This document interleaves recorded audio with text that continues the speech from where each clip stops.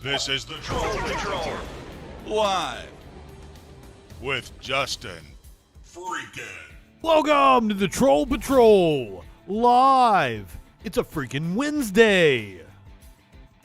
Yes, I saw that the Reddit thread anti-work had been closed down. Something about somebody went on Fox News or some shit and made an ass of themselves. I didn't get the whole story. I just kind of skimmed over what was going on as I was sitting on the toilet not that long ago. Plus, I've been preoccupied with a troll on my YouTube. Someone who is trying to convince me that I am insignificant, but they spent their entire afternoon trying to convince me that I'm insignificant. Also told me that I pretended to laugh at Saturday Night Live. Apparently went through some of my old comedy videos to try to accuse me of making a racist joke. I didn't go back and listen to what the joke was. I'm going to do my best to try to recreate it. Almost 10 years later. I don't remember exactly what the punchline was, but I'm going to get close.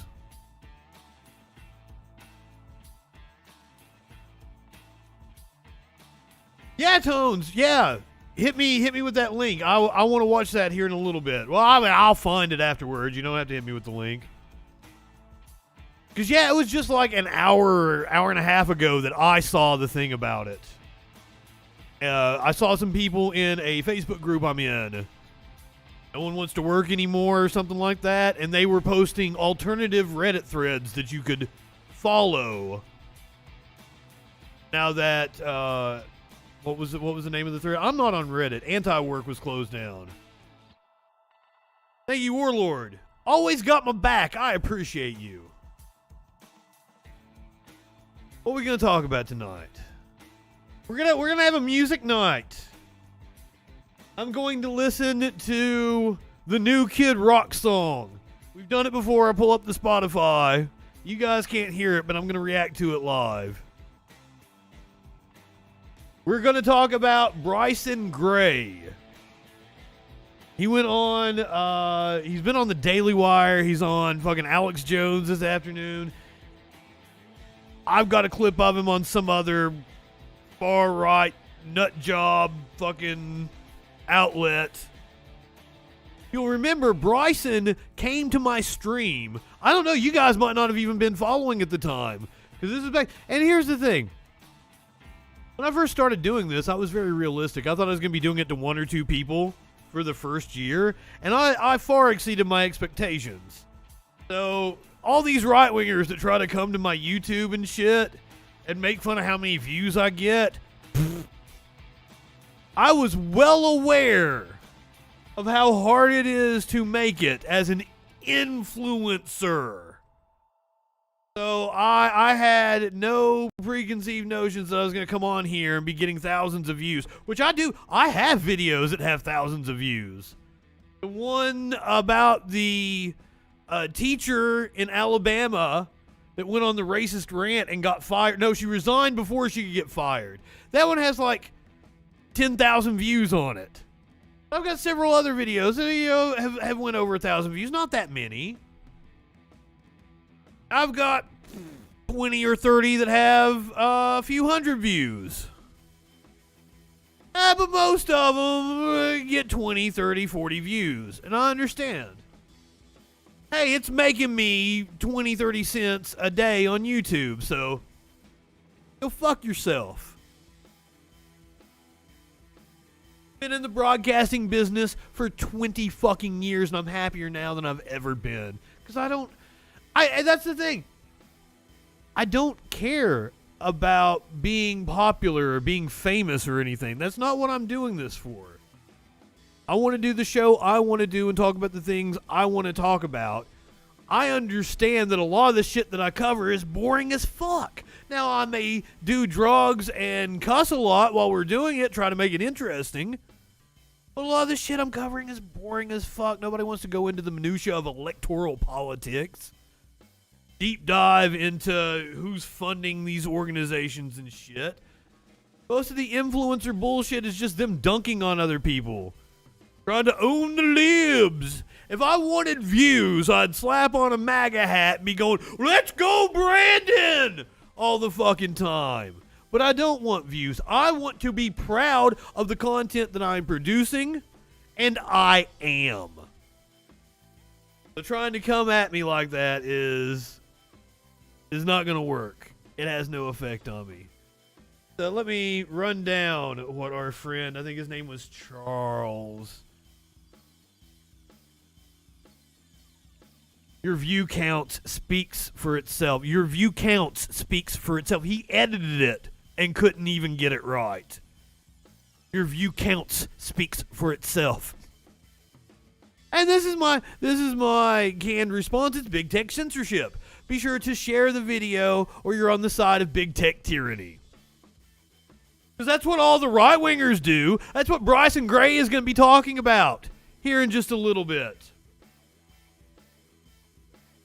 But he says I have weak content and a really gross voice. I think you made a really weak attempt at an insult, Charles. Oh, shit. Fucking Windows has been acting up. Really weird here. Like Windows Media Player and shit has been giving me a hard time. So fuck you, Windows. Maybe I do need to jump over to Linux like producer Dave has been begging me to. I think you make bad content, so we appear to be at an impasse.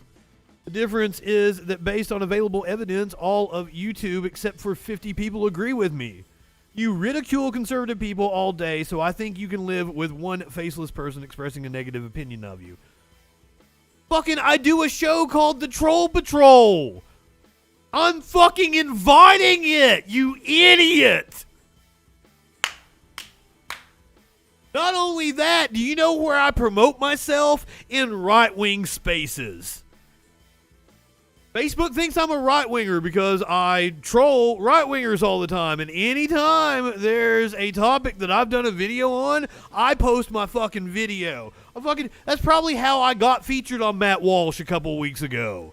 It's because I posted my video response to him on like every post he made on Facebook. So it's no wonder that my YouTube is full of right-wingers downvoting my fucking videos. He also said YouTube got rid of downvotes to protect people like you. That's a bummer.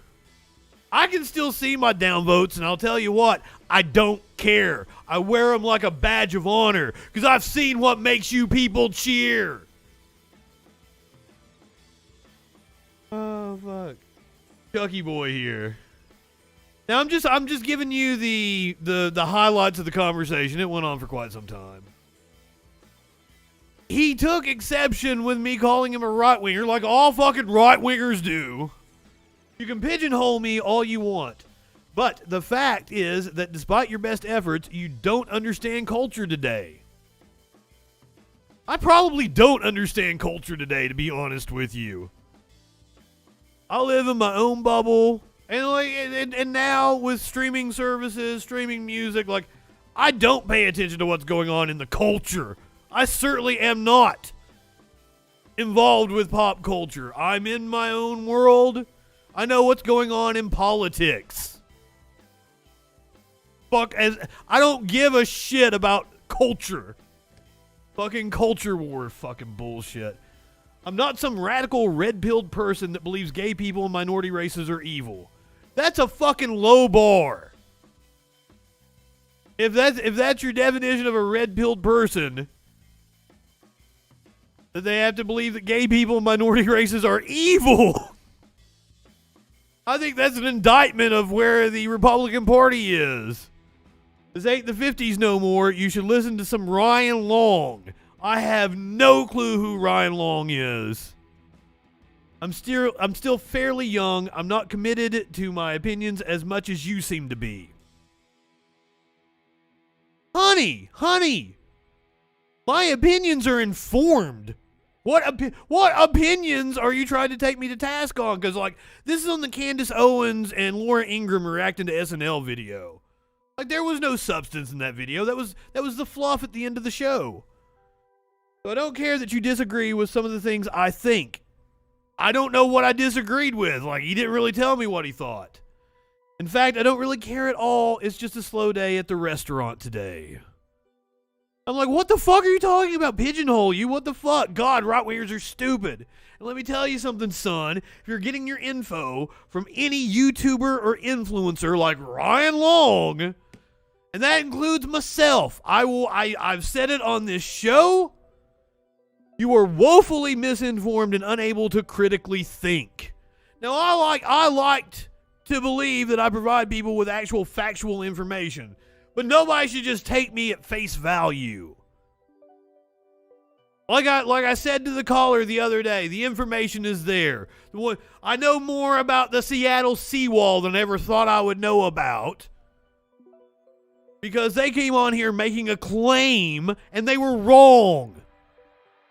University of Washington did a study in 2008 that found that even with the worst case scenario projections with sea level rise, in 100 years that Seattle seawall would still be 3 feet above the worst case scenario sea level.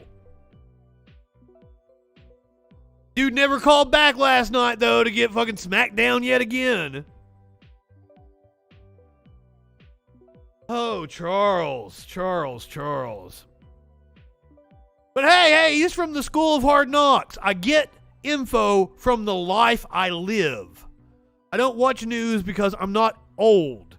I assume he means my dad taught me lessons on how to treat people and how to take care of myself. The fuck does that even mean? I apply those lessons and gather info and opinions based on the outcomes I get versus the people around me.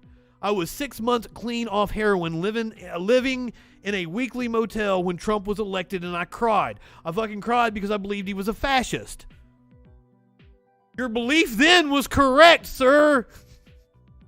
Trump was indeed a fascist. The Republican Party has gone full fascist. That was proven to be true. We've got all the evidence, the whole fake elector scheme, the insurrection on January the 6th, all the different ways he had a plan to use the military. That's why he wanted to pull all the troops back from everywhere in the world. He is indeed a fascist. But then he stopped paying attention to talking heads and started thinking for himself.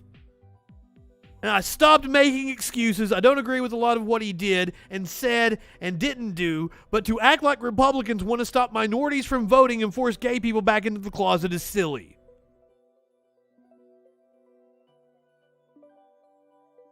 What are you talking about? Because I can show you that that's exactly what they're all about. Just because you're not aware of Lee Atwater and his whole speech about coded racism, he was Reagan's campaign strategist. Yeah. Then he goes on and says, and when Biden calls a reporter a stupid son of a bitch, the whole Republicans are crude thing kind of falls apart. I pointed out John McCain called him stupid in 2008. And Fox News agreed with Joe Biden. We watched that clip. So, It goes on, I didn't bash you. I said this is bad content. And yes, that's what YouTube is for. It's not just a safe space for people to post videos. It is a hub for content creation and discussion of that content. I mean, I didn't turn the comments off, and I fucking responded back to everything he said, just like I respond to fucking everybody. Troll patrol. I'm doing it on purpose. You're doing exactly what I wanted, Charles. That's why there is a comment section. I came here to watch a video, and after I watched that video, I decided to let you, as the content creator, and anyone else that may happen across this video, know that I at least think it's bad. I'm sorry you thought it was bad. It was just me reacting to Candace Owens and Laura Ingraham reacting to a Saturday Night Live skit. You have decided through arrogance and neuroticism, I would assume, that because I think you made a bad video that I'm a right-wing person. I've been respectful. I don't have to be nice, but I remain respectful. I take issue with the idea that you were respectful. But I don't care because I'm fucking crude, so it doesn't matter to me whether you're respectful or not.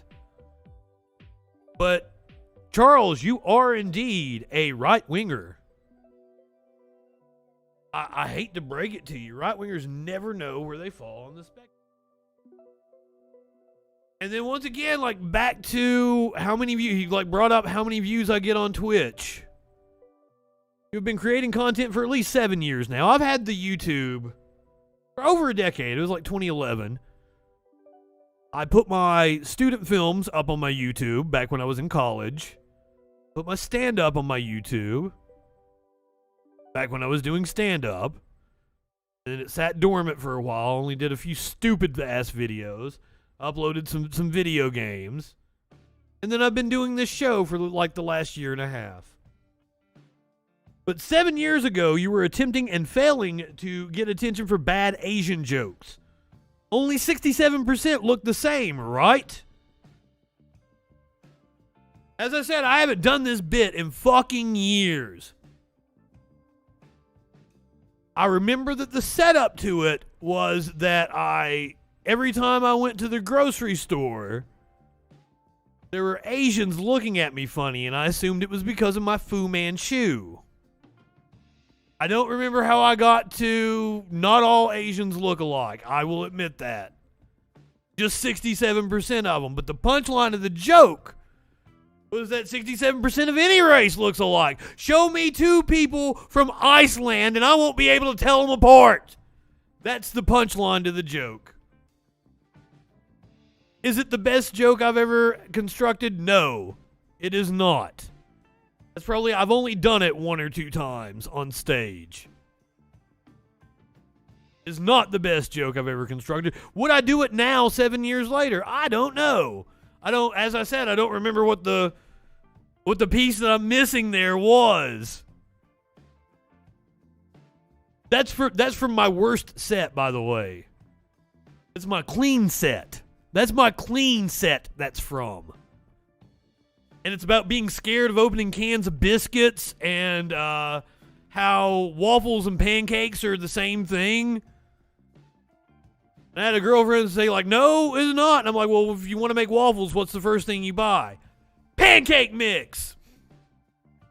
See, I work a lot better when I'm talking about drugs and sex. Because it's the shit I know. After that, you had a spell putting out wrestling content. That's what he's talking about, like I was posting WWE 2K. You are worse. And like, this is weird. This is weird that he went to this much trouble to go over my YouTube content. Watched like deep cuts. Like, you would have had to go into like the actual videos and go back and actually, because I don't have a playlist of like video game content and shit. The stand-up is probably on the front page.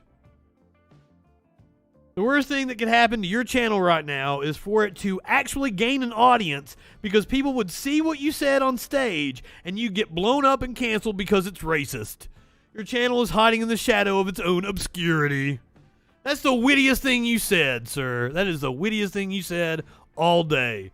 But I mean, I ain't fucking hiding. Once again, that stand-up bit is on the front page of my fucking YouTube.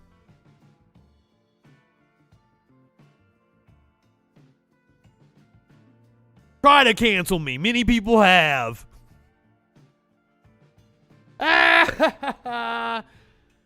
Cancel Justin! Cancel Justin! Been an ongoing thing around here.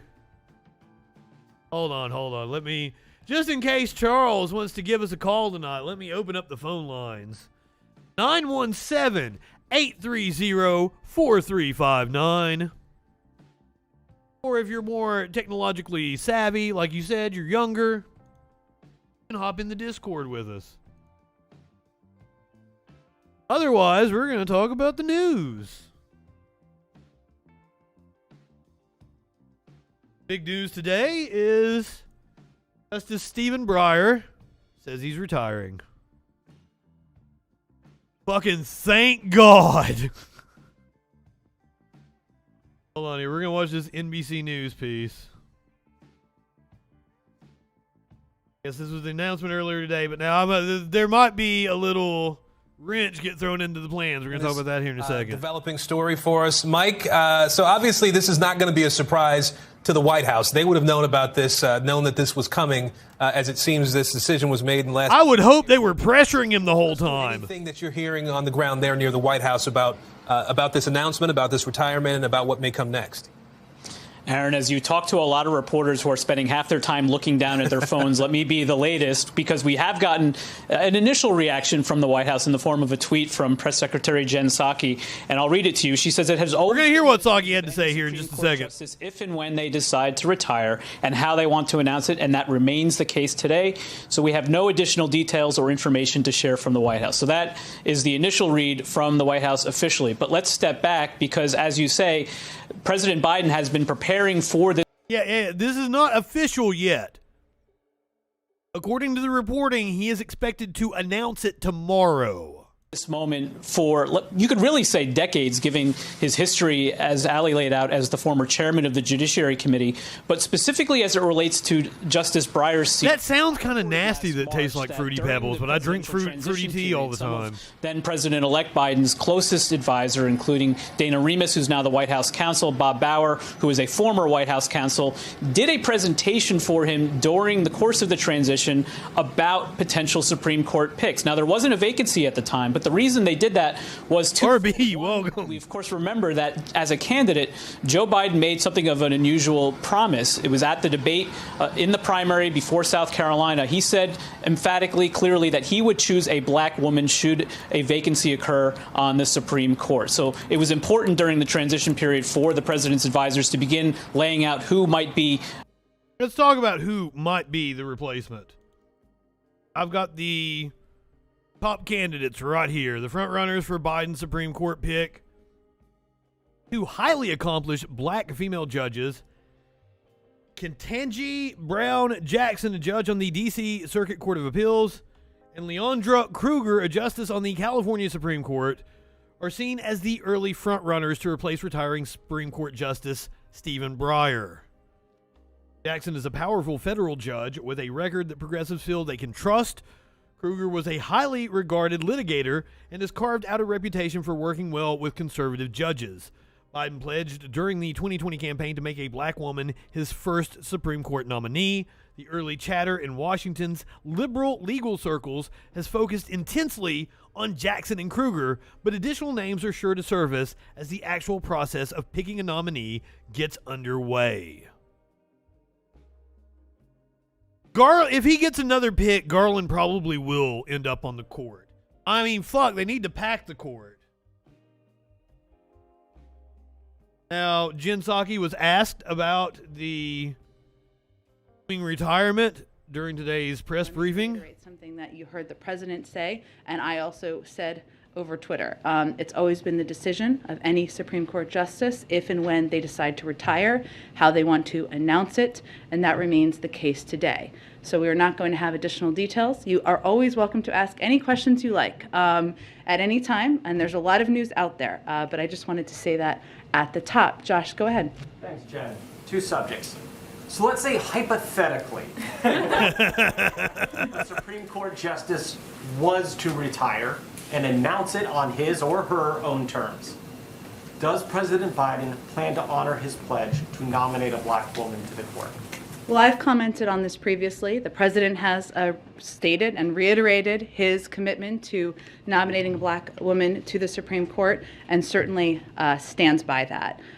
For today, I'm sure all the people that are rooting on the challenge to affirmative action, their heads are exploding. Until, of course, Justice Breyer makes any announcement, should he decide to make an announcement. Okay, secondly, on Ukraine. Is the White House publicizing the troop buildups and the Russian disinfo efforts in hopes of deterring Moscow? And does the White House think that strategy is working? And are you prepared to release more details about what you say Russia's been doing? Yes, on the last one, as we have it, and I think you have all experienced that. Well, we're going to talk about Ukraine here after a while. We're not there yet. We're still talking about Justice Breyer. If I had known she was going to transition to Ukraine, like that is the next story. Well, Justice Breyer's retirement gives President I totally would have switched the order there. So I'm gonna read from Time Magazine here.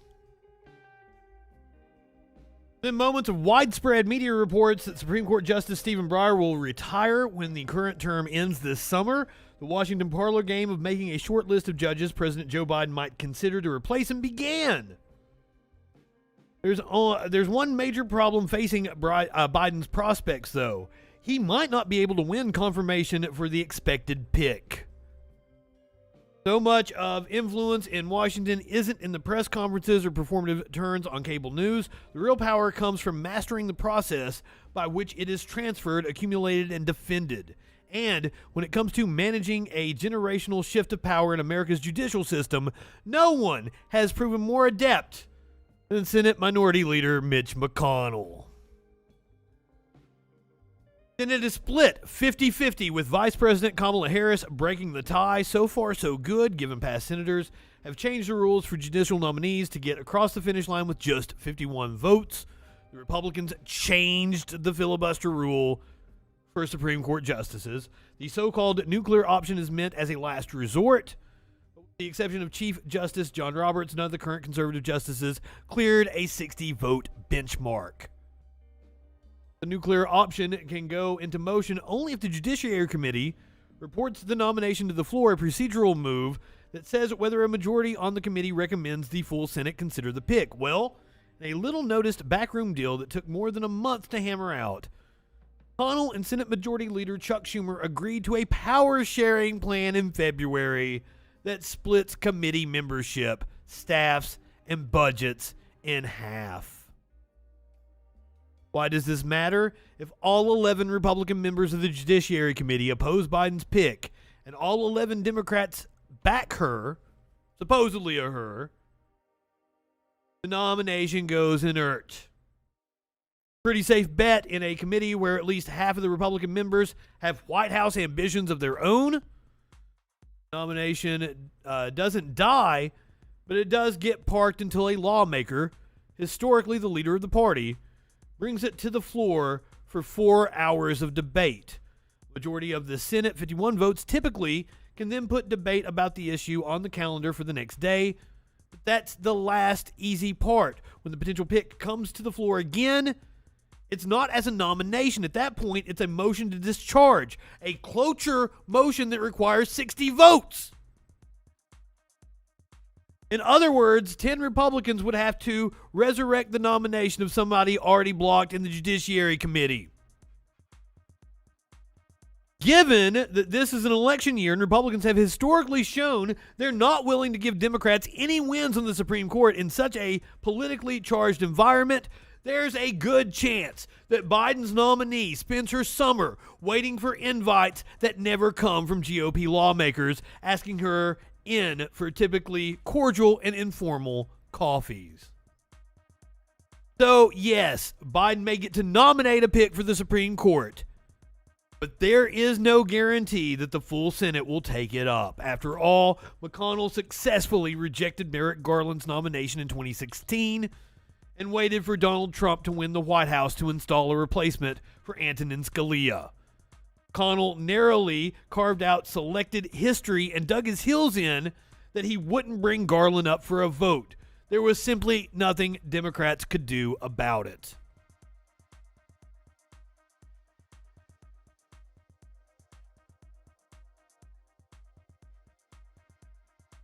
Well, fuck me. Because in order to change the rules on that cloture vote, they're going to need all 50 Democrats, and they don't have them. Manchin won't vote for it. Sinema won't vote for it. Holy fuck. Biden is not going to get to appoint a Supreme Court justice.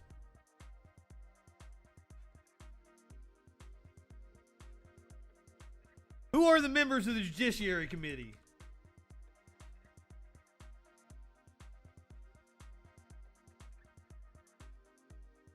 Oh, the Senate.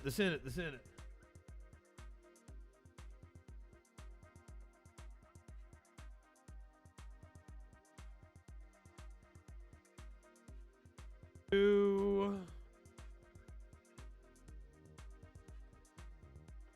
Do I see a Republican that would... No! Holy shit! Lindsey Graham, Mike Lee, Ben Sass, Tom Cotton, Tom Tillis, John Cornyn, Ted Cruz, Josh Hawley, John Kennedy, and Marsha Blackburn. Not a one of them is going to budge. There's not a Murkowski or a Collins that would do the right thing. Fuck. They're fucked. Grassley. Grassley is possibly the only one, and I doubt he'd do it. Wow. Fuck.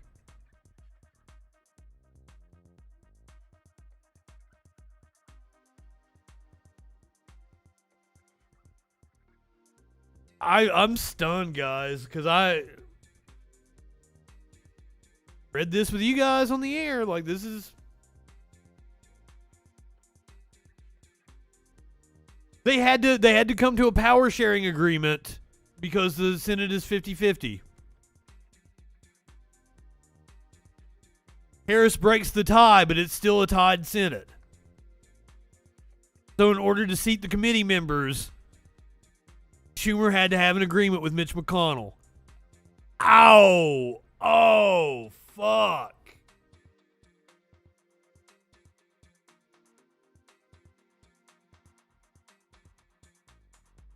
Ooh, after reading that, I don't think it's going to happen, guys. I don't think the Democrats are going to get a Supreme Court pick.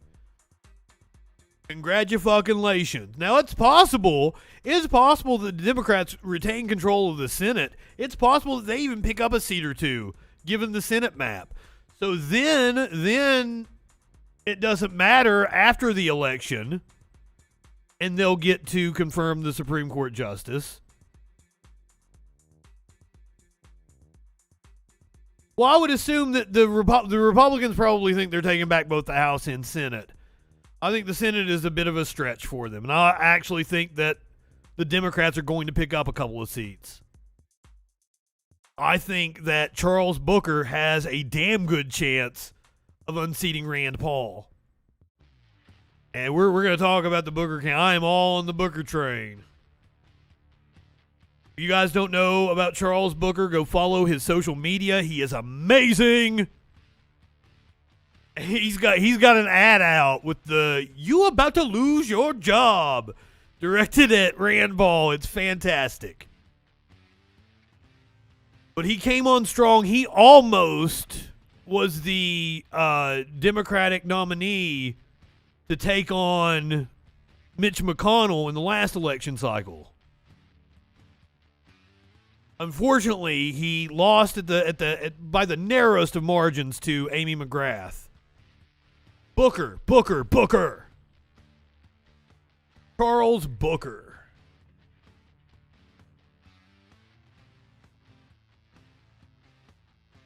Meanwhile, we are still on the verge of war for some reason that's boggling my mind.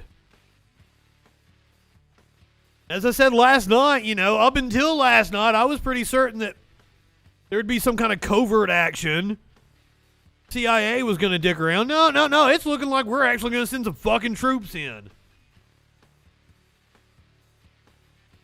The U.S. and NATO answer Putin in writing while bracing for Ukraine invasion.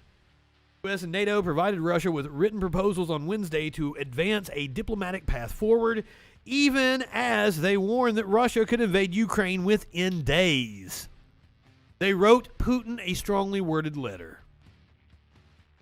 A delicate diplomatic balancing act, the U.S. and NATO want to show they're serious about diplomacy, but unwilling to compromise on core principles, all without providing Vladimir Putin with an additional pretext for escalation.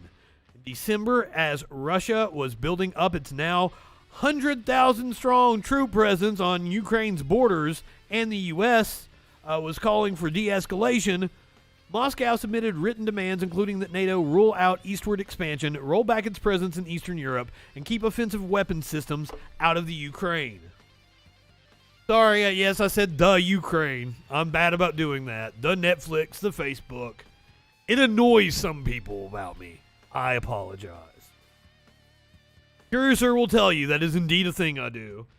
In back-to-back press conferences on Wednesday, Secretary of State Tony Blinken and NATO Secretary General Jens Stoltenberg said they had responded to Russia's demands in separate but mutually reinforcing documents. Blinken said there were no concessions on key issues like NATO's open-door policy. In addition, the U.S. and NATO made proposals of their own. Blinken emphasized the issue of arms control in his press conference and referenced a proposal for negotiations on a successor to the new START nuclear treaty. We were making progress on disposing nuclear weapons for the longest time, but that has stalled out. Stoltenberg added that NATO had proposed steps to increase communication and reduce risks, including a potential new civilian hotline and increased transparency around military exercises. Analysts have been warning that handing Putin a formal rejection of his security demands could help make his case for war with Ukraine. I don't want it. I'm against war.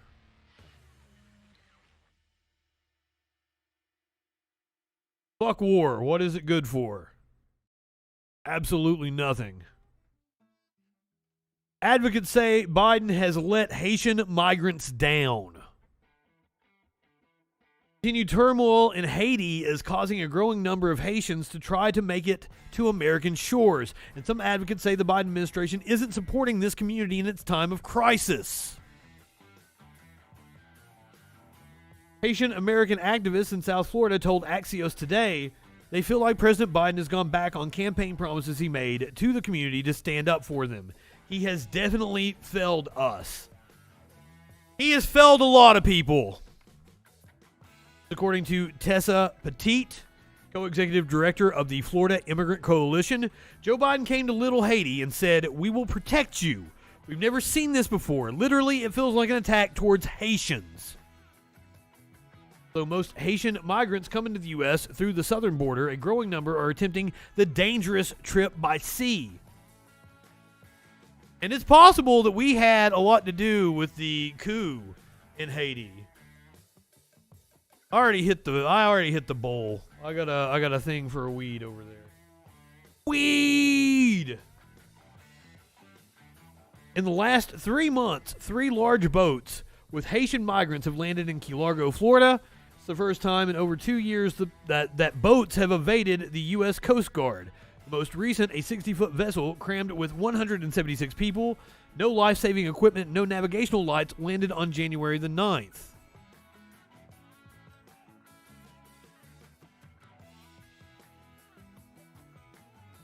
Wait, the chat stopped. I was wondering where the emotes were coming from. Oh shit, I missed out on a lot of stuff.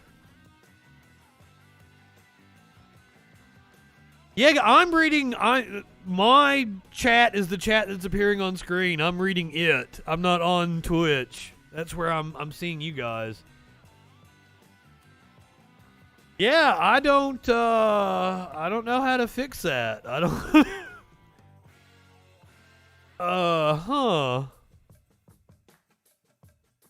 I've got no way of refreshing it or anything.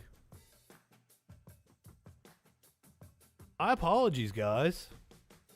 Hey, RB, if you're still watching on YouTube, chat and like it may just be Restream is down. Restream bot is down.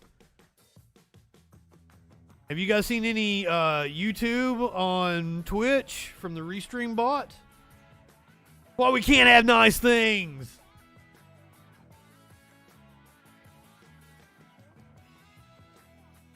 I mean, I'll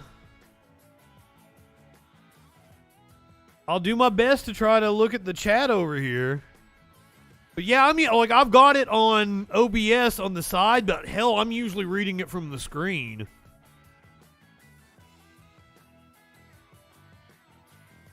Oh, them broke it. That damn Gorth. The Gorth got involved. Oh shit, YouTube shows up. But Twitch doesn't. Weird. Huh. Very interesting. What's up, John? We're having a weird time here with the chat.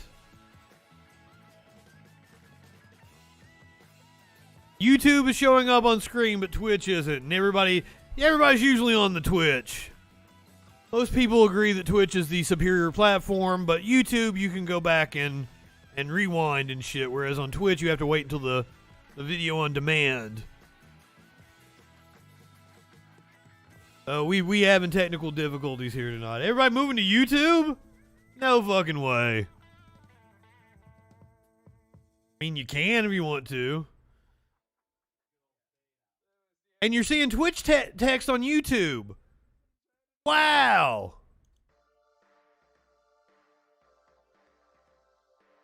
The Gorth got into it. Restream bot is drinking on the job. I'm a YouTube man myself. I watch more YouTube than I do Twitch, but I like to watch things on demand. I'm not usually live chatting. Usually when I pop on the Twitch, I'm sitting here packing a bowl or something. I'll pop on and see what my friends over at Echoplex are doing. Ricky the Great. Check in on Squid or Polly. What up, Pumpkin Spice? Oh shit, that's Curiouser. I think, if I remember correctly. Hello, peeps. Anyway, Biden's fucking the Haitians. Not literally, not literally. He's really fucking them over. Staying on the international news, Israel's top priority is a mission to discredit a UN probe. That's so wild that RestreamBot is working and showing everything on all the platforms. It's just not showing it on the screen.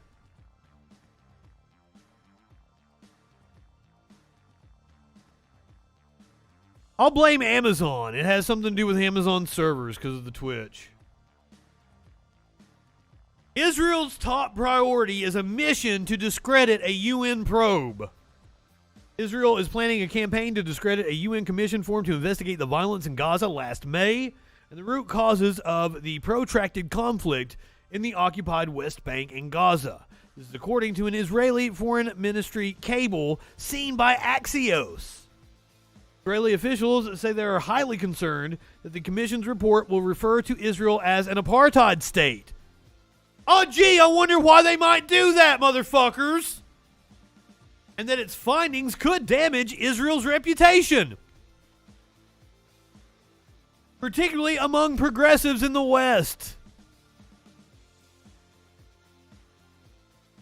I wonder why the report would refer to you as an apartheid state, or why it might reflect poorly on you.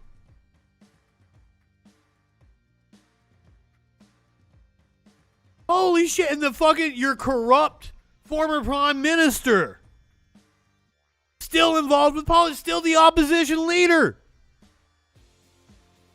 The UN Human Rights Council in Geneva voted narrowly last May to form the Commission on Inquiry. The Western democracies on the committee objected to the fact that the Commission's mandate was unusually broad when it came to investigating Israel and didn't specifically mention investigating Hamas.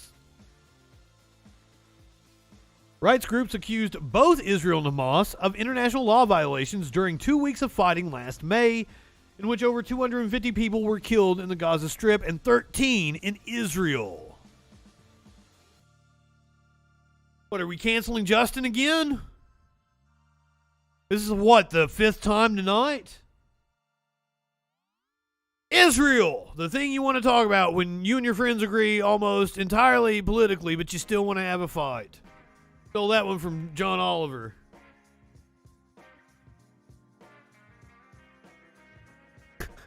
How can I be an anti-Semite? Like, all of my idols are Jewish. Fuck. Like, specific Larry fucking David. Probably the person I look up to most on this planet. The person that I fucking identify with most, other than the fact that he's a fucking billionaire. Other than that, I identify with him because I as well am a social assassin. And I ruin friendships easily.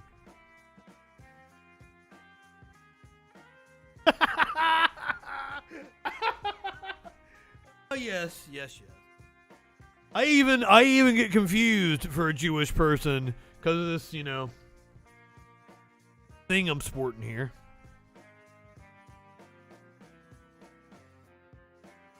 Oh, fuck. We are specifically attacking the corrupt government of Israel, not Jewish people. Just to be clear. Jewish people are very cool in my book. Most Jewish people agree that Israel is corrupt. The only reason Israel has the power that it has is because of U.S. evangelicals. Mark Maron. I fucking love Mark Maron. And yeah, I should probably identify more with Mark Maron, but like, seriously, Larry David and I, like, we respond the exact same way in situations. Like, Curb Your Enthusiasm is probably my favorite show of all time.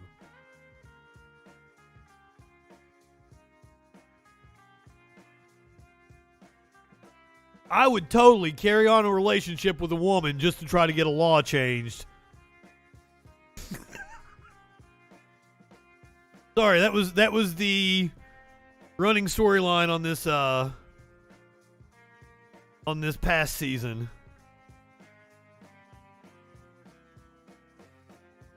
See, that's why people don't dig the YouTube as much. Do I have a book? What kind of a book? I actually have a Seinfeld script signed by Larry David. I'm sorry, that wasn't really a spoiler. Just every season kind of has an overarching story. That was the story of this past season. Season 1, season 1 takes a little while to find its voice.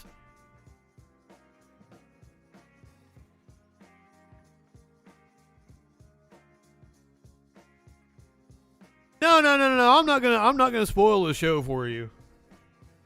Oh, I will spoil this. Cheryl is married to the real life Cheryl Hines is married to Robert Kennedy Jr., the anti-vaxxer, and she had to apologize.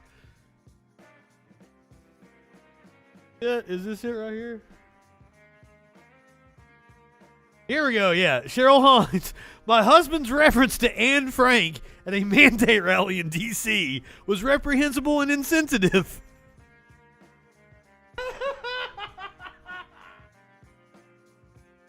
Oh, yeah, I'm sorry about the Dexter spoilers a few weeks ago. I'll try not to do that. And here's the thing is that he had to issue an apology for comparing vaccines to the Holocaust in 2015. This is his second time having to issue an apology. And like, I fucking love Cheryl. She was a lead in Son of Zorn. That show, like, shouldn't have got canceled. It only went one season. That was really fucking good. Like, I like everything Cheryl's been in. So I hate that she's married to a nut job. Oh shit! Twitch is back! Yay! Yes, if you keep apologizing for the same mistake, are you really sorry? Oh, fuck. That is also a good question to ask Canada. If you keep apologizing for the same mistake, are you really sorry? Breaking your heart indeed. I understand completely. That's what fucking Cheryl Hines is adorable. Incredibly funny woman. She's a stand-up too. Fucking I hate that we're I hate that we gotta bash her. I also hate that I'm laughing because I'm getting ready to hear and read this story. I couldn't love someone that was that stupid. I mean, let me put this story to the side here because that's a heavy one. I couldn't be with someone that is that stupid. There's even an episode of Seinfeld where sorry, spoilers on this one.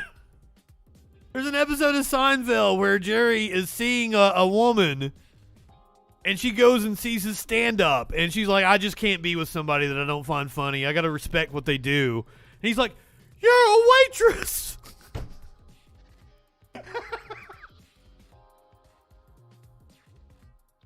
Is that another shot at me? God damn. Curious, you're over here. I love some stupid motherfuckers. She low-key takes shots at me all the time. I don't think being stupid was my problem.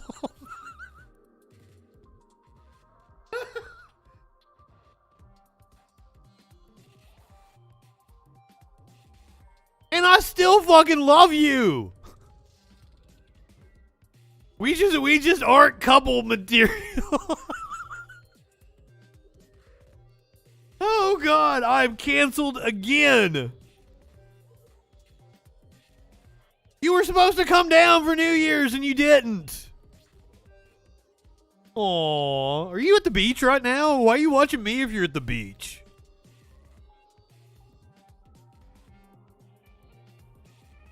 Better things to do than be watching me if you're at the beach. Hash bowl, cancel muffins. Don't cancel the muffins. I even have anything left in my...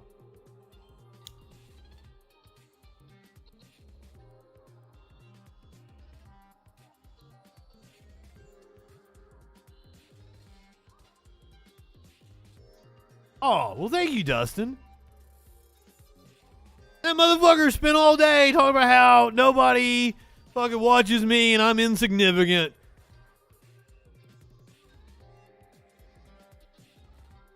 Oh, hell yeah. Cool. I hadn't spoke to you in a couple days, so I didn't know exactly when you were going to the beach. Have a blast. Understand if you're not watching me the rest of the week, because better things to do at the beach. Canadian Indigenous group finds 93 suspected unmarked graves. The continuing saga of the residential schools in Canada. Indigenous leaders in Canada's western province of British Columbia said on Tuesday they believe they found 93 unmarked graves near a former boarding school. Hundreds of mass graves have been found at the grounds of former residential schools for Indigenous children since last May, when the remains of 215 children were uncovered at one such site in British Columbia. Now, make no mistake about it, there are mass graves in the U.S. too. This is not just something we need to be pointing a finger at Canada. Canada just actually has a commission to like fucking go and find this shit and acknowledge it. Whereas the U.S. is like, that's critical race theory. Why would you do that? Oh my God, your best friend can't stand me? Not me the person, I assume, but like me the show. As in the Troll Patrol. This is just... Fucking the entire United States is one gigantic mass grave. Signs of renewed calls for justice and the full release of records from Canada's government over the forced assimilation of nearly 150,000 children into white Canadian society from 1883 to 1996. at boarding schools where native languages and cultures were forbidden. And like this whole fucking ordeal is far worse than, and I should have content warning this.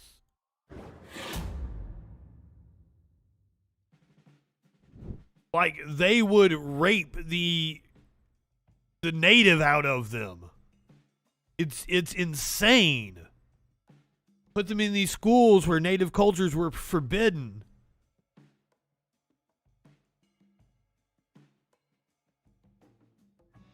God, I hate the world. God.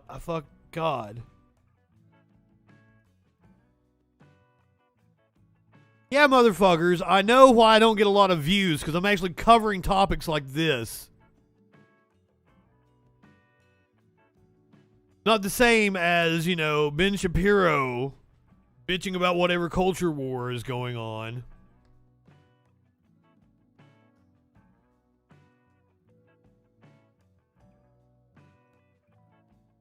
Oh.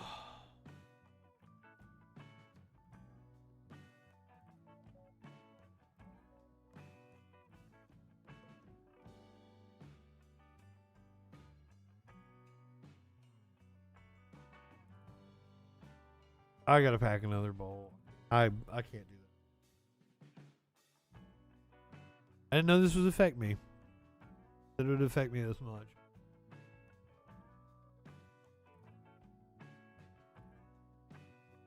Fuck.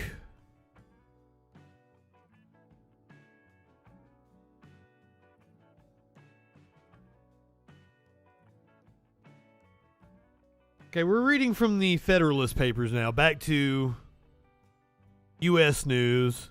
Getting into the January 6th bullshit. Federalist Papers released this article today. New video, seconds before being shot.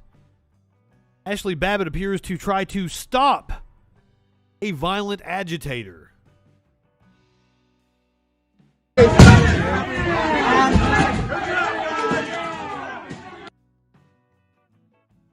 So you can barely see her there.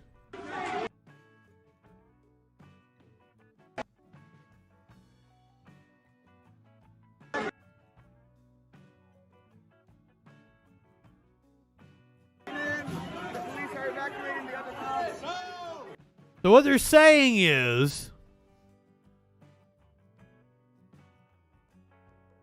what they're saying is she was trying to stop a person from breaking the window. We don't know why she punched him. Maybe he grabbed her ass or some shit. We do know that she herself was climbing up there. Maybe she thought she could do it better. I don't think that proves any fucking thing.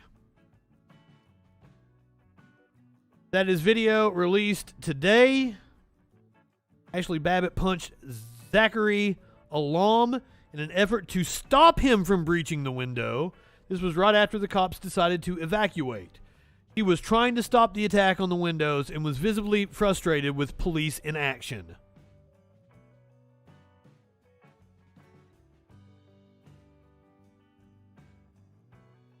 Did she deserve... I'm amazed more people weren't shot that day.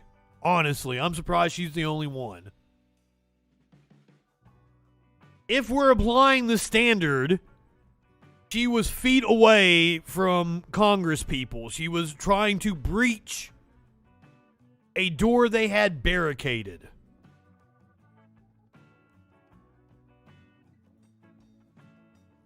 I don't know.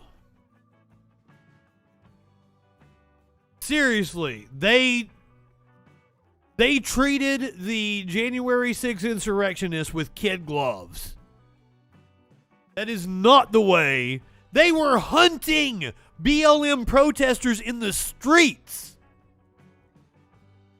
Just grabbing people off of the streets in unmarked vans.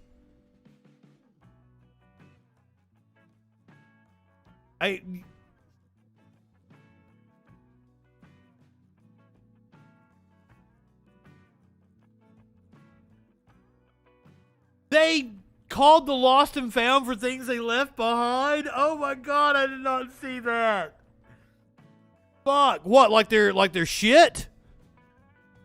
They shat on the walls. Can I get my shit back?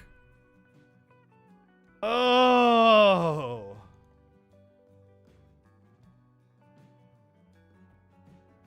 Trump is pointing his supporters to a January 6th legal defense fund. Former President Donald Trump's team has been involved in discussions about a legal defense fund created to support aides targeted by the House panel investigating January the 6th, while declining to use his own war chest to cover the sky-high legal bills that some of his current and former aides are facing, because of course he won't.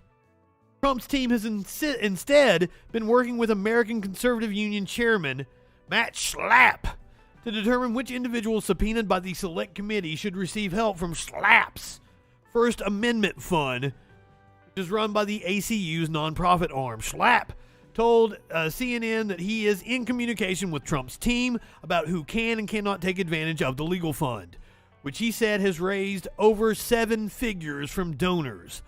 Schlapp has not yet rejected any requests. He acknowledged that there will likely come a point where he will have to make choices on who to fund.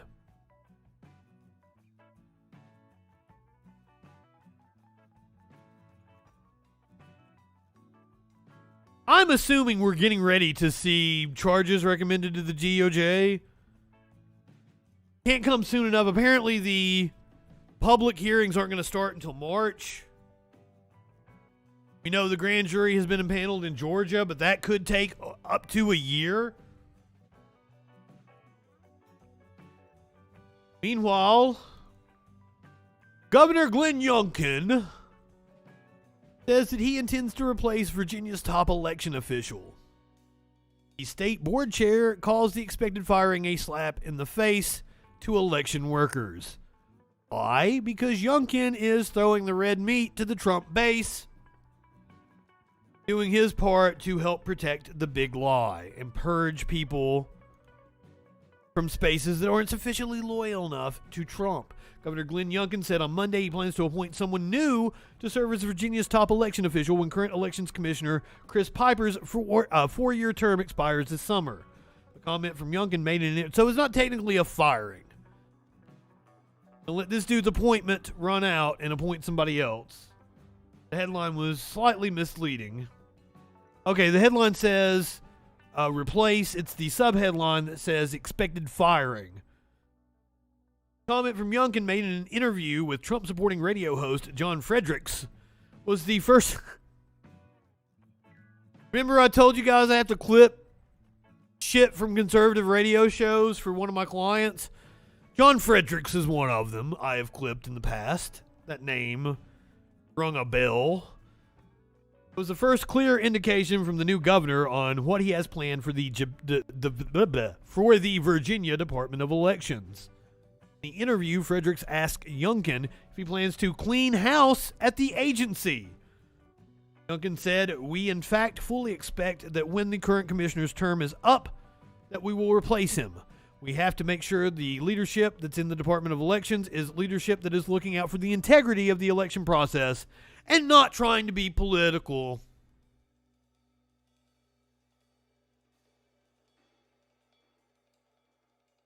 Meanwhile, you guys want to have some fun? New Governor Glenn Youngkin has set up a tip line so that you can report teachers for teaching CRT.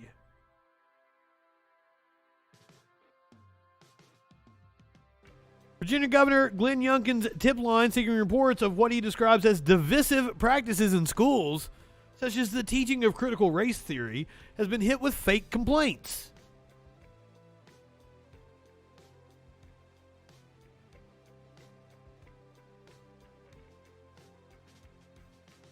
We want to get to the tip line though. So Governor Glenn Youngkin says he wants parents to keep an eye out for critical race theory and divisive practices within Virginia schools. And now his office has set up an email tip line where you can register your complaints. Julie Carey has the story first at 4. Oh, it's an email.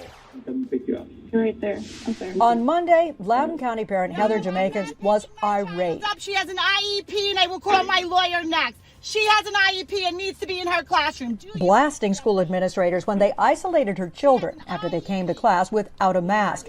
Today, she and her sister, whose kids also attended school unmasked, planning to register complaints through Governor Glenn Youngkin's new parent email portal. And they're being segregated. They're in a room. They don't go outside for breaks. I can't even explain, like, when the story. I'm typing out my email right now. It is helpeducation@governor.virginia.gov. Requirements has led to the creation of the new email address, helpeducation@governor.virginia.gov.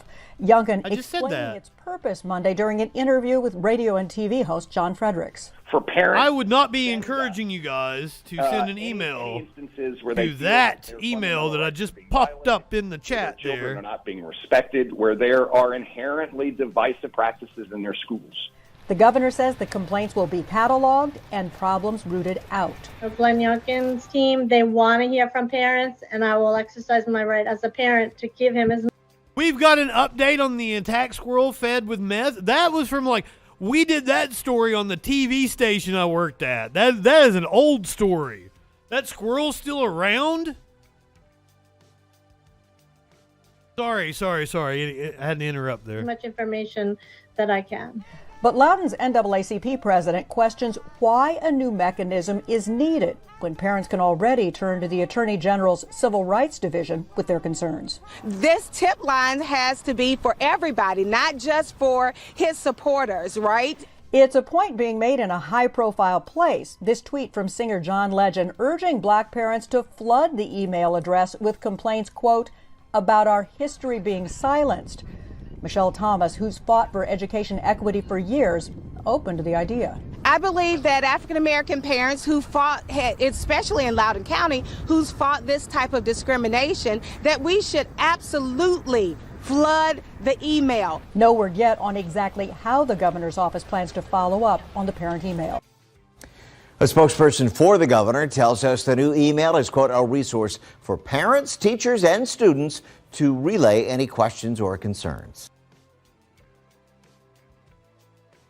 So I said I've been made aware that my student is learning about CRT, cock ring training. Right-wingers are morons. Hit send on that. Sorry, that's the best I could come up with off the top of my head while, everything else was going on.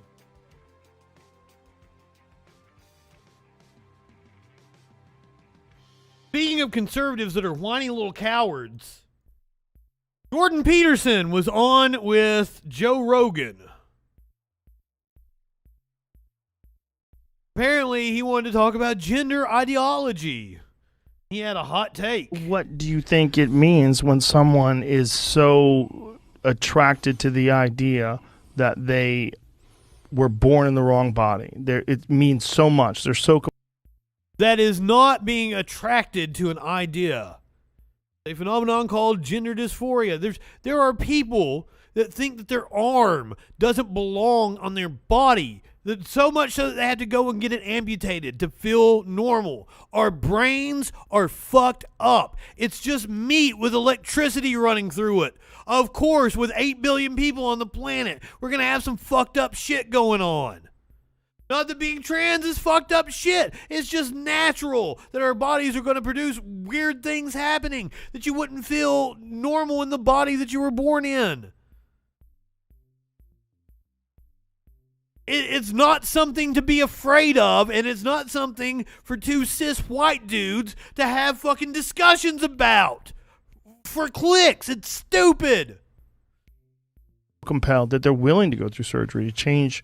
God, it means all sorts of things. I knew a kid in Toronto who was on the autistic spectrum, and a lot of the people who are manifesting serious issues with gender identity are on the autistic spectrum. This is like Abigail Schreier's work and rapid onset gender dysphoria amongst women. Yeah, well, that's a different thing, the rapid onset. That's more like... So part of the reason I objected to Bill C-SOX 16 to begin with was because I knew full well as a clinician that as soon as we messed with fundamental sex categories and changed the terminology, we would fatally confuse thousands of young girls. I knew that. Because what? Fatally confuse thousands of young girls. What does that even mean? Fatally confuse them.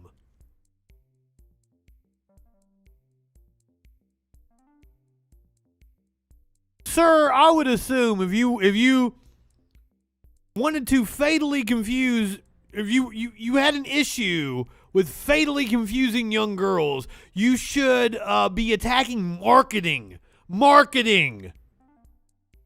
that put these unrealistic beauty standards on women that cause young girls to commit suicide at higher rates,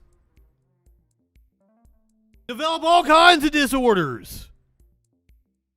But you're attacking trans people? For what fucking reason? Because I knew the literature on psychological contagion, and it stretches back like 500 years, that literature, 300 years. It's all outlined in a book by Henri Ellenberger called History of, what's the name of the book?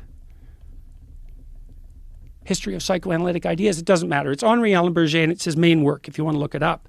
And so psychological contagions are very common. And so one of them, for example, was the satanic ritual abuse accusations that emerged in daycares in the 1980s. And that was a consequence of women going into the workforce en masse, leaving their children with strangers. What? No!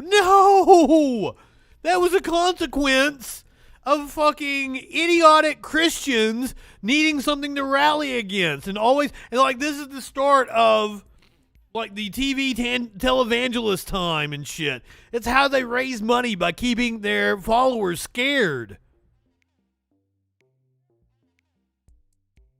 The fuck? Jordan Peterson is a fucking idiot.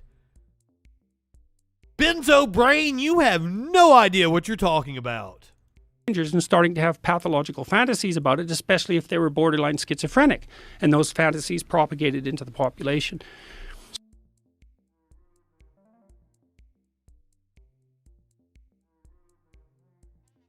I gotta show that clip to producer Dave. I gotta get his take on that. Holy fuck!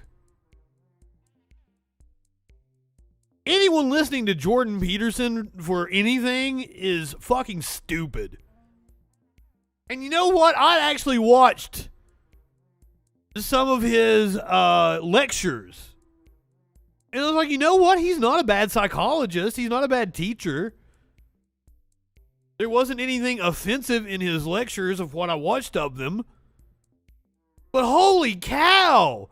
This man has lost his fucking mind.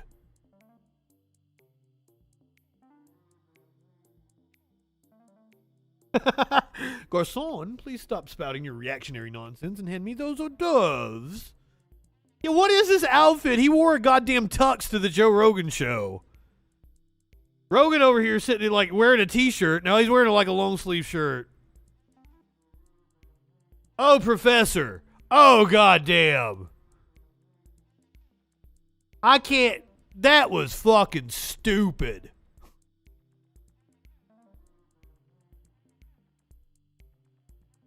Oi. Oi. You wear a tux to the Joe Rogan Experience. I would think you wouldn't want to wear a tux because you wouldn't want to get the smell of cigar and pot all over it.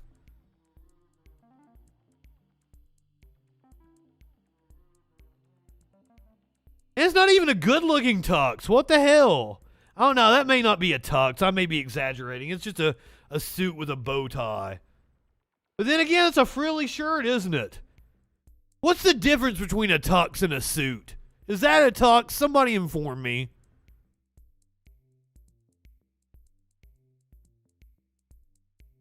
God damn. Apparently his wife is still alive. I thought his wife died, but she had like a battle with cancer. At least that's what producer Dave told me. His wife is still alive, so maybe he was taking her out on the town in Austin. Austin's a cool fucking city. Fucking shit. Fuck. This has been a tough show. Benzos are a hell of a drug. Never been my thing. I always hated when somebody came over, they were on the benzos, and they'd be smoking a cigarette on my couch. You'd have to stop them from fucking burning the couch up. And promise. Oh, God. Okay, Warlord hitting us with the tux and suit differences. The primary physical difference between a tuxedo and a suit is the presence of satin. Traditionally, tuxedos have satin facing on the lapels, buttons, pocket trim, and a satin side stripe down the leg of the trousers. Suits don't incorporate any satin and usually have either plastic buttons or buttons faced with the same fabric as the coat. Is that a suit or is that a tux? The video is kind of degraded, so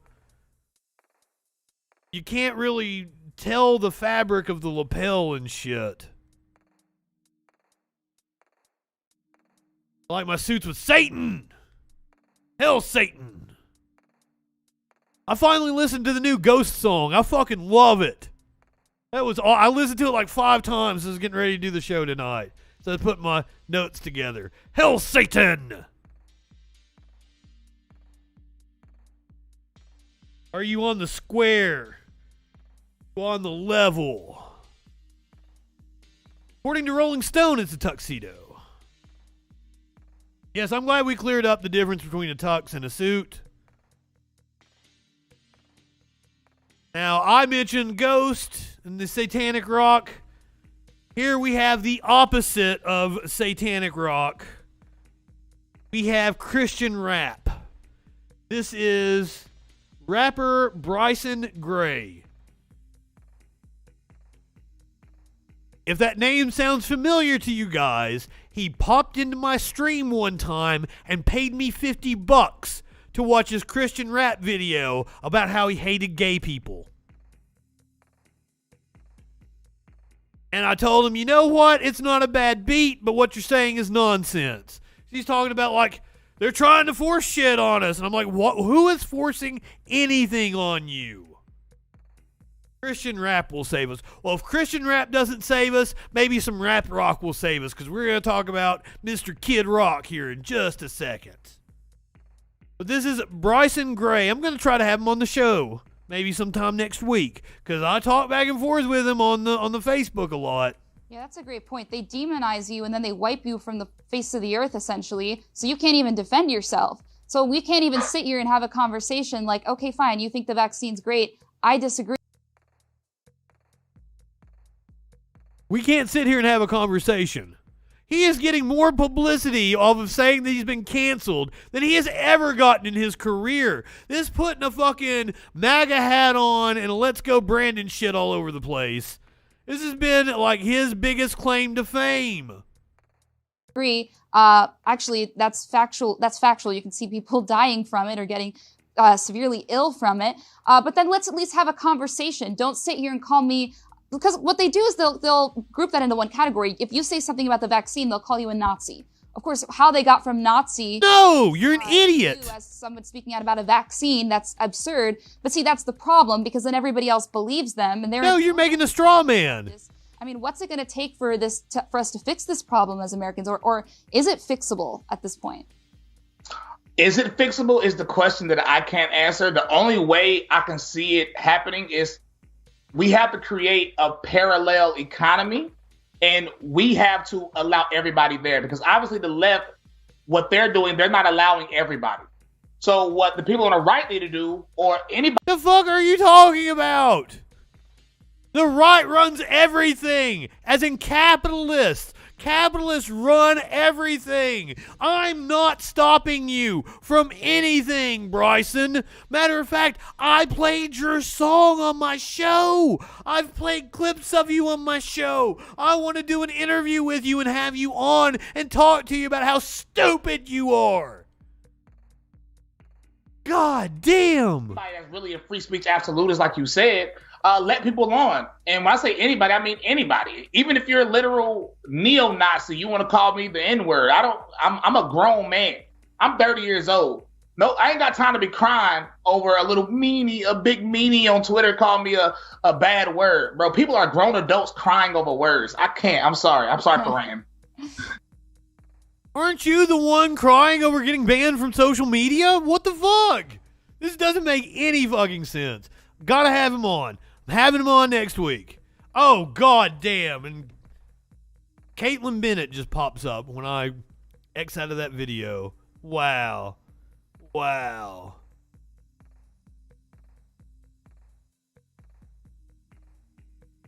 Oh, fucking shit.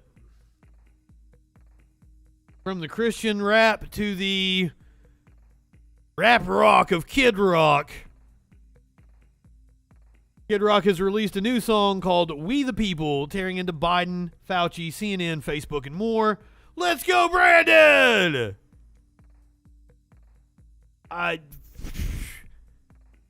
Would Kid Rock be relevant? Has Kid Rock been relevant since 2006? If even then. He had that first album when I was in high school that everybody fucking loved. And then the second album was kind of shit. And he didn't even write the cool song over that album was like the riff from Sad But True. And then like his third album, people quit caring, and that was the one where he did the the single off of that one. He stole it from Werewolves in London.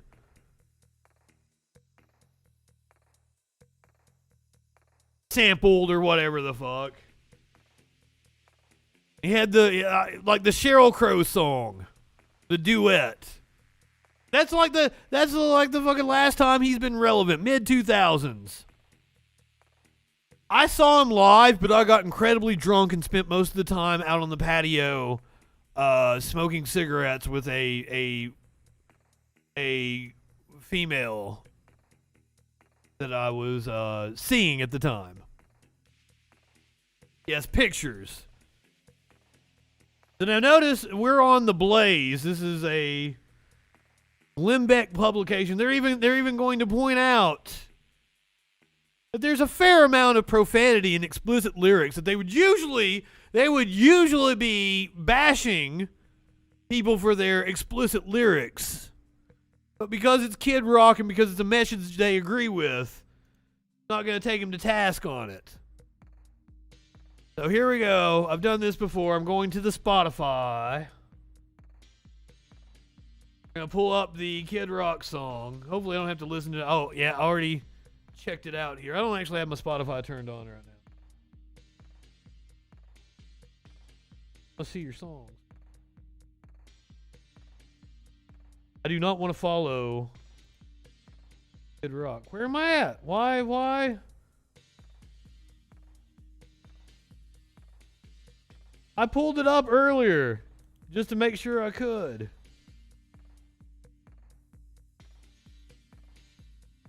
There we go. We the People. So you guys aren't going to be able to hear this, so I don't get copyright on Twitch, and so I don't get demonetized on the YouTube. But I'm going to hear it.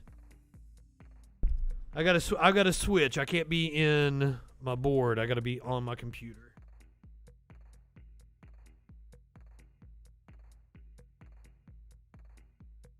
Guy in his 50s still going by Kid. Fucking Lil Wayne is still Lil Wayne. He's like in his late 40s or 50s. Alright, so. We the People by Kid Rock. I'll give you my honest opinion. I've not listened to it yet. Even though it says I'm 2 seconds in. I press play on it to make sure it plays. Here we go.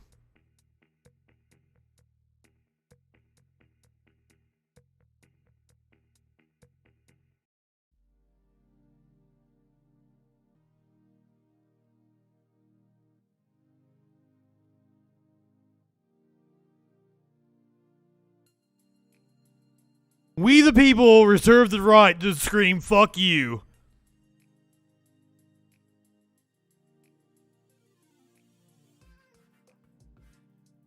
Man, fuck Fauci.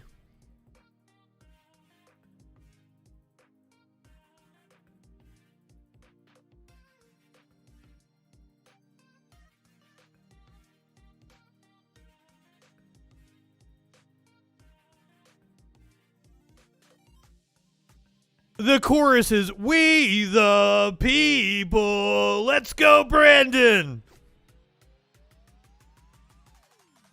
By the way, I played a Kid Rock song, a month or two ago? He had that other song. Apparently, it was a Monster Truck song, and he just, put his rap over it. Monster Truck is actually good. I've seen them live.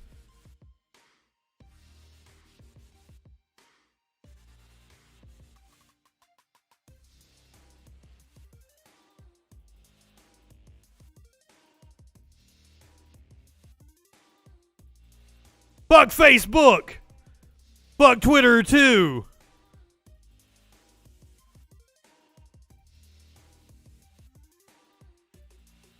It is so easy to be a conservative. There is nothing of substance here.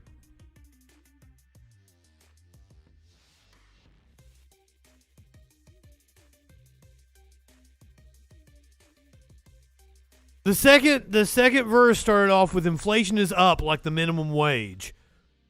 Honey, the minimum wage hasn't been raised in 15 fucking years now? The fuck are you talking about?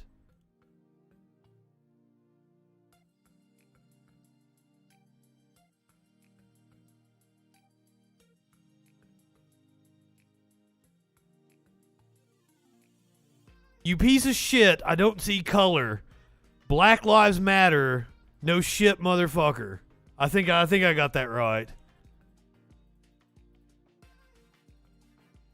I think it came out 6 days ago. The Eminem thing was just happening.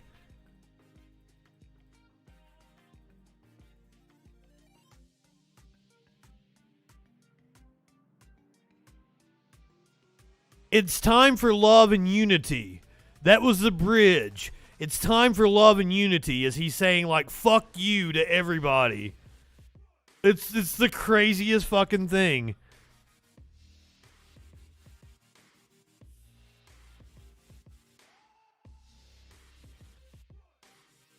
Let's go, Brandon! Huh! Let's go, Brandon!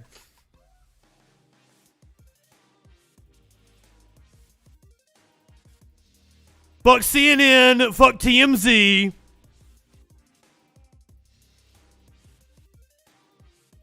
He said, "You social media trolls, you can suck on these nuts." I guess he's talking to me.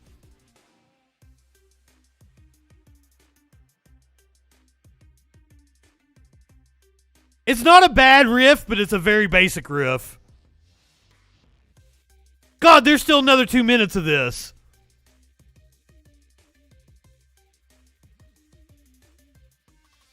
All we gotta do is just come together and follow Kid Rock to the promised land.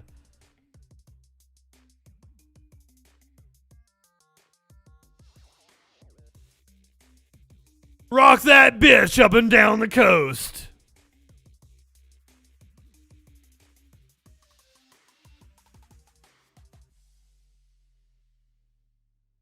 You should have stayed and listened to me sing it. Let's go, Brandon! I mean, it's kind of fun to chant. The people! Huh. Let's go, Brandon!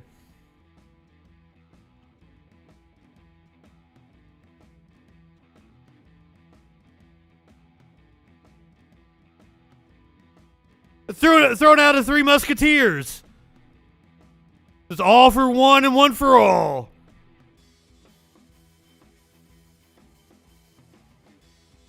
I just come together with love, but he's saying fuck you to everybody. It's the weirdest goddamn thing. Oh, they've got comments turned off on YouTube. Wow. Let me plug myself back into my board here. I couldn't hear myself while I was saying all that shit. It's weird for me to be talking and not hear myself. But also, I probably wouldn't have wanted to hear myself sing. I mean, it's fun to chant Let's Go Brandon during that. Yeah, fuck y'all, big hugs. It's weird. Such a weird message. Now, while we're on Spotify, I wanted to show you something else here. We go over to Neil Young. You will see that there are still some Neil Young songs on Spotify, but you don't see Heart of Gold. You don't see, Down by the River.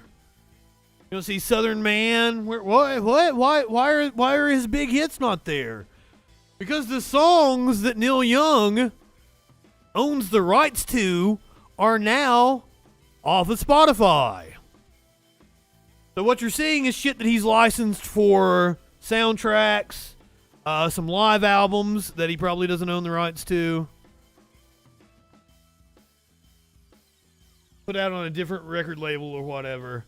The reason you are only seeing those is because Spotify sided with Joe Rogan and removed all of Neil Young's music.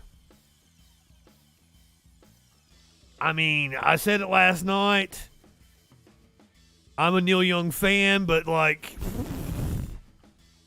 ain't many people listening to Neil Young on Spotify. People my generation that are on the Spotify, if they're listening to Neil Young, they're probably listening to a record. Legendary folk singer gave the streaming behemoth an ultimatum earlier this week, saying he refused to allow his music on the same platform as Joe Rogan. The Heart of Gold singer accused Rogan in his podcast of spreading false information about COVID-19 vaccines. I did not know this. Apparently, Neil Young is a polio survivor. The legendary folk singer... Oh, I already said that part. Spotify reportedly paid more than $100 million in the deal to the exclusive home of Joe Rogan's show. Meanwhile, Young stands to lose 60% of his streaming income from his defiant stance. Neil Young's not hurting for money. And once again, I doubt he was making that much off of streaming anyway. We want all the world's music and audio content to be available to Spotify users, a spokesperson for the company told the Wall Street Journal. With that comes great responsibility in balancing both safety for listeners and freedom for creators. Since the start of the pandemic, the spokesperson noted Spotify has removed more than 20,000 COVID-related podcast episodes.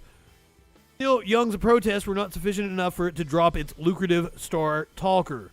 We regret Neil's decision to remove his music from Spotify, but hope to welcome him back soon. Rogan's podcast has attracted an estimated 11 million listeners. Young's letter, which has now been deleted from his website, did not mince words in accusing the streaming giant of giving an undeserved platform to Rogan and his COVID-19 vaccine misinformation. I want you to let Spotify know immediately today that I want all of my music off their platform, the 76-year-old rock icon said. I am doing this because Spotify is spreading fake information about vaccines, potentially causing death to those who believe the disinformation being spread by them. The note included a formal ultimatum. They can have Neil Young or Rogan, not both. I mean, I knew for a fact that Spotify was going to side with Rogan. Losing 60% of worldwide streaming income by leaving Spotify is a very big deal, a costly move, but worth it for our integrity and our beliefs. This information about COVID is over the line. Went on to nudge other artists to take a similar stance. I sincerely hope that other artists can make a move, but I can't really expect that to happen. I did this because I had no choice in my heart. It is who I am. I'm not censoring anyone. I'm speaking my own truth. Although Young did not specifically note which episodes he took issue with, Rogan did recently host Dr. Robert Malone, the anti-vaxxer epidemiologist, quote-unquote, who was recently booted from Twitter for alleged dissemination of vaccine misinformation. YouTube removed the episode in which Malone compared the climate surrounding U.S. public health to the 1920s and 1930s Germany. I still don't believe it was removed from YouTube because... it wasn't on Rogan's site. It wasn't on Spotify's YouTube. It was removed from YouTube because Spotify has an exclusive rights deal.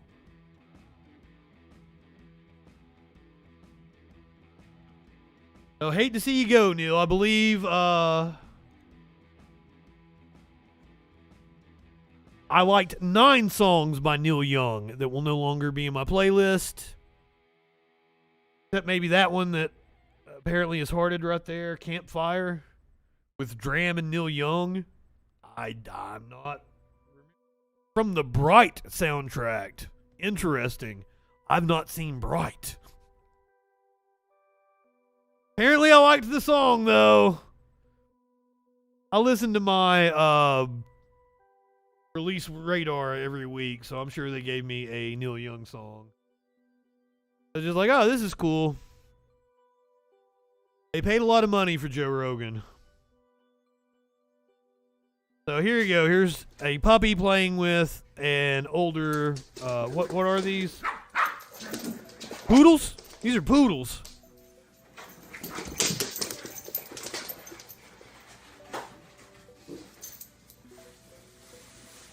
Adorable poodles.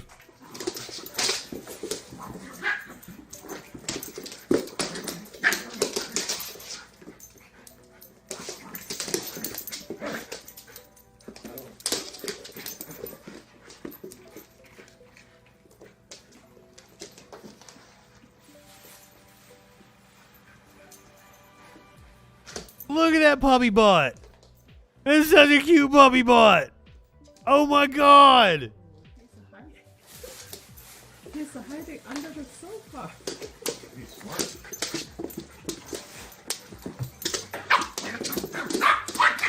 I could watch puppies play all day. If you're watching on Twitch, we're going to go say hi to Kai over at Proudly Radical.